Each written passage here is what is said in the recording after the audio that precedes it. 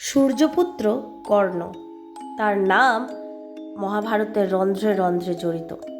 মহাভারতের অতি বর্ণিত একটি চরিত্র হল কর্ণ। কর্ণের নাম কিন্তু জড়িয়ে আছে মহালয়ার সাথেও।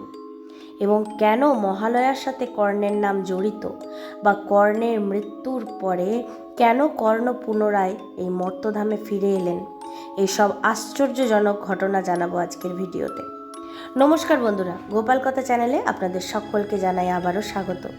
যারা আমার চ্যানেলের নতুন দর্শকবৃন্দ তারা অবশ্যই ভিডিওটা দেখার আগে চ্যানেলটাকে সাবস্ক্রাইব করে বেল আইকনটাকে প্রেস করে নেবেন এবং ভিডিওটা ভালো লাগলে অবশ্যই ভিডিও শেষে একটা লাইক করে দেবেন। বন্ধুরা, মহাভারত অনুসারে মৃত্যুর পরে কর্ণকে ফিরতে হয়েছিল পৃথিবীতে, ফিরতে হয়েছিল সেই পিতৃপক্ষে। কেন? এর পিছনে একটি কাহিনী রয়েছে।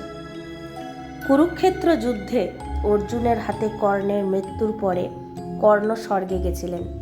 সেখানে কর্ণকে সোনা এবং বিভিন্ন রত্ন ইত্যাদি খেতে দেওয়া হয়েছিল। খাবার দেখে তো কর্ণ বেজায় আশ্চর্য। কর্ণ এর কারণ জানতে চেয়েছিলেন। তখন তাকে বলা হয়েছিল, হে কর্ণ, তুমি কোনোদিনই পিতৃপুরুষের উদ্দেশ্যে কখনো খাদ্যদ্রব্য বা জল দান করনি। তুমি শুধুমাত্র সকলকে সোনা, রত্ন, ধন এই সমস্ত কিছু দান করে গেছো এবং মৃত্যুর সময় তুমি তোমার কবচ কুণ্ডল দান করেছ। তাই পৃথিবী লোকে তোমার নাম দানবীর কর্ণ এবং যুগ যুগ ধরে লোক তা মনে রাখবে। কিন্তু তুমি কখনো তোমার পূর্বপুরুষ বা যাকে বলে পিতৃপুরুষদের উদ্দেশ্যে তুমি কোনো দিন পিণ্ডদান করনি বা তিল দিয়ে কখনোই তাদের কোনো খাবার বা জল দান করনি। তাই স্বর্গে আসার পর তাকেও সোনা, রত্ন খাদ্য হিসাবে দেওয়া হচ্ছে। এই সব শুনে কর্ণ স্বীকার করলেন। তিনি বললেন যে তিনি পিতৃপুরুষ সম্পর্কে সত্যিই অবহিত ছিলেন না, অর্থাৎ তিনি জানতেনই না যে এমন কিছু ঘটনা আছে বা এমনও কিছু হয় যার দ্বারা পূর্বপুরুষদেরকে জল বা খাবার দেওয়া হয়। তাই পিতৃপুরুষকে অন্ন এবং জলদান তিনি কখনোই করেননি। তিনি শুধুমাত্র সূর্যদেবেরই পুজো করে এসেছেন বরাবর। তাহলে এখন কি করা যায়? কর্ণকে তখন এক পক্ষকাল সময় দেওয়া হলো। বলা হলো, এই সময় তুমি পিতৃপুরুষের তৃষ্ণা নিবারণের জন্য পুনরায় পৃথিবীতে যাও এবং যাওয়ার পর এই এক পক্ষকাল বা 15 দিন ধরে তোমার পূর্বপুরুষ বা পিতৃপুরুষদের উদ্দেশ্যে জলদান করো। যে সময়ে কর্ণকে পৃথিবীতে পাঠানো হয়েছিল সেই সময়কালটি ছিল পিতৃপক্ষ, ঠিক মহালয়ার আগের 15 দিন। হ্যাঁ, যখন থেকে পিতৃপক্ষ আমাদের শুরু হয় এবং মহালয়ার দিন এই পিতৃপক্ষের শেষ হয়ে দেবীপক্ষের সূচনা হয়।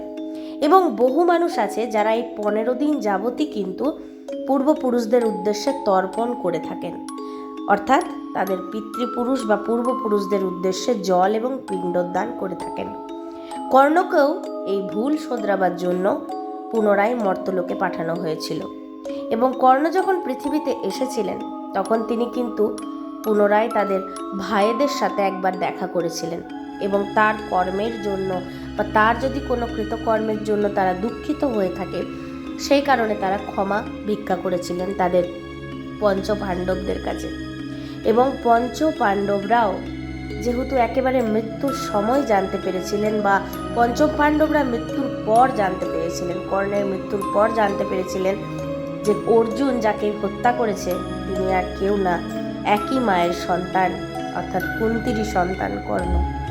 এবং এই সমস্ত কিছু জানার পর তাদের হাতে সময় ছিল না কর্ণের সাথে একাকিত্বে কিছুটা সময় কাটানোর, কারণ তখন কর্ণের মৃত্যু আসন্ন। তাই কর্ণ পুনরায় পৃথিবীতে ফিরে এলে পঞ্চপাণ্ডব তাদের কৃতকর্মের জন্য কিন্তু কর্ণের কাছে ক্ষমা চেয়েছিলেন এবং ক্ষমা চেয়েছিলেন যুধিষ্ঠির তার মাতার কারণে তার কাছে। হ্যাঁ, কুন্তী যেহেতু কুমারী অবস্থাতে কর্ণকে লাভ করেছিলেন সূর্যের কাছ থেকে, তাই কর্ণকে ভাসিয়ে দিয়েছিলেন এবং কর্ণের মাতা থাকা সত্ত্বেও পায়নি মাতার ভালোবাসা, পায়নি পিতার ভালোবাসা, পায়নি বংশ পরিচয়। এই সব কিছু কারণে ধর্মরাজ যুধিষ্ঠির কিন্তু কর্ণের কাছে ক্ষমা চেয়েছিলেন।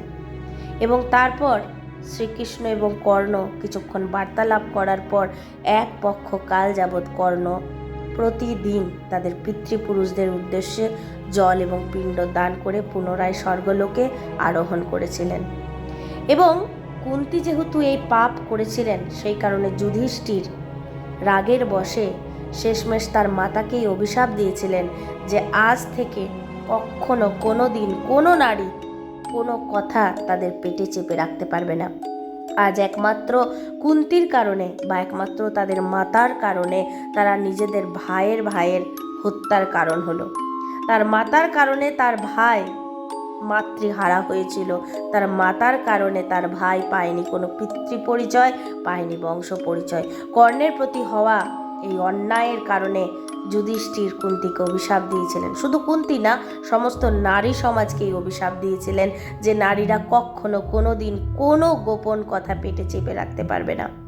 কুন্তি শেষ মুহূর্তে কর্ণকে জানিয়েছিলেন যে তিনি আর কেউ নন, তিনি তারই সন্তান।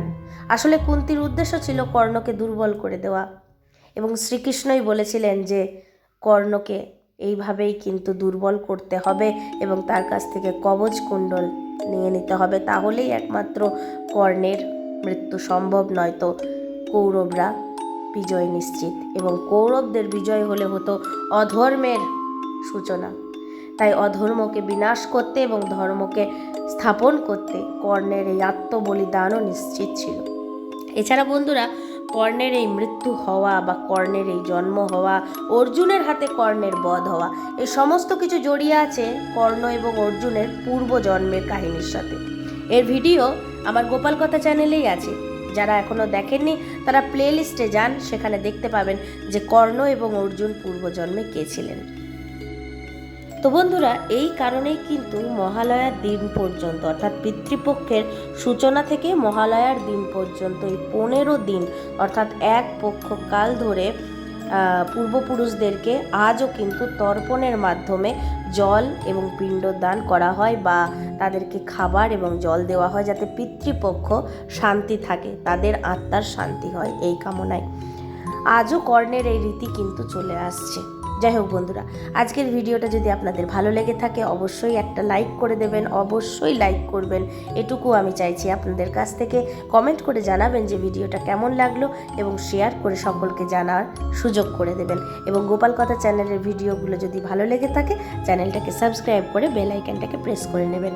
আজ এখানেই বিদায় নিলাম, আবারও একদিন পর চলে আসব নতুন কোনো তথ্য আপনাদের সামনে উপস্থাপনা করতে। ততদিন রাধে রাধে।